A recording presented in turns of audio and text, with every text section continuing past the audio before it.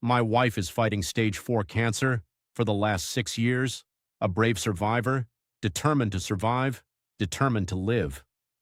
I want to tell you what that actually looks like, not the version displayed on a digital board in a high-end glossy hospital corridor. Don't bother, we are here. Smile. We keep your disease away a mile. We care, others scare. We do what is right, others give you fright. I mean the real version. The disease may not go, but your money will. The version that unfolds in insurance cubicles, outside pharmacy counters, beside billing desks, in corridors, and in the long stretches of waiting where nobody appears to own the problem, yet everybody owns a small piece of it. We had done everything right. In many ways, I consider myself fortunate. I was blessed with a kind, philosophical oncologist and a self-driven team. Through his efforts, my wife enrolled in a patient assistance program for an expensive immunotherapy medication. The arrangement was generous. Pay for the first 5 cycles and receive the remaining 29 cycles free of cost, a gesture by the drug manufacturer. We are currently benefiting from that program.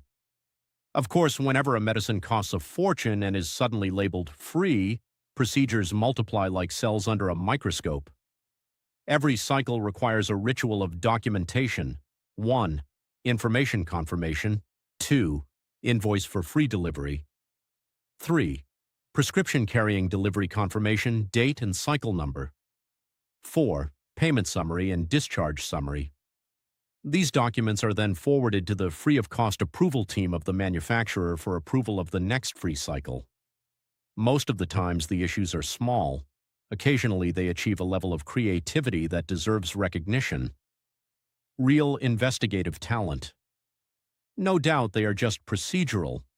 The signature was unclear, the hospital stamp was unclear, the doctor's name was not visible. The prescription carried the oncologist stamp but was signed by another doctor, which apparently raised questions about identity. The support team needed confirmation that the signing doctor was authorized and empaneled under the program. None of this was malicious. Nobody wakes up in the morning planning to torment a cancer patient. This is simply how large systems function. Every box must be ticked, every form must be complete, every exception must be verified. And to be fair, with persistence, politeness, escalation, and the occasional pleading tone of a man negotiating with fate itself, I have managed to navigate the process. Our insurer, fortunately, has mostly been supportive. Pre-authorizations and settlements are usually approved without difficulty and quite efficiently. I rate him always 10 out of 10 every time. The hospital insurance desk often requires a little encouragement, but they are very polite. Even while refusing, as an old man, 76, I have long since abandoned the luxury of embarrassment. I call, I follow up, I remind, I call again. Persistence and pestering are not personality traits anymore. They are treatment protocols. We were prepared. Every time the trouble comes in some form from most unlikely quarters. I created my own headache this time. There was only one concern, denosumab, a bone-strengthening injection my wife had not received for nearly 6 weeks. For 5 years she had received a cheaper alternative. Because of severe side effects and body pain, she was switched to denosumab when she moved to the pembrolizumab line of treatment. Insurance had approved it previously without question.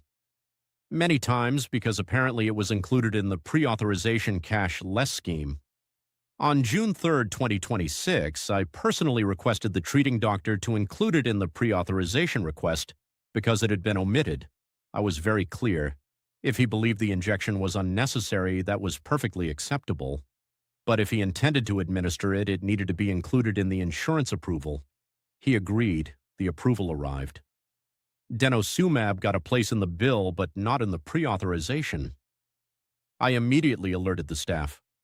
Politely, clearly, without drama. I explained that the insurer would almost certainly raise a query.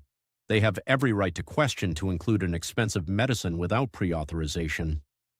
I requested that the issue be addressed before it became a problem. Nobody moved.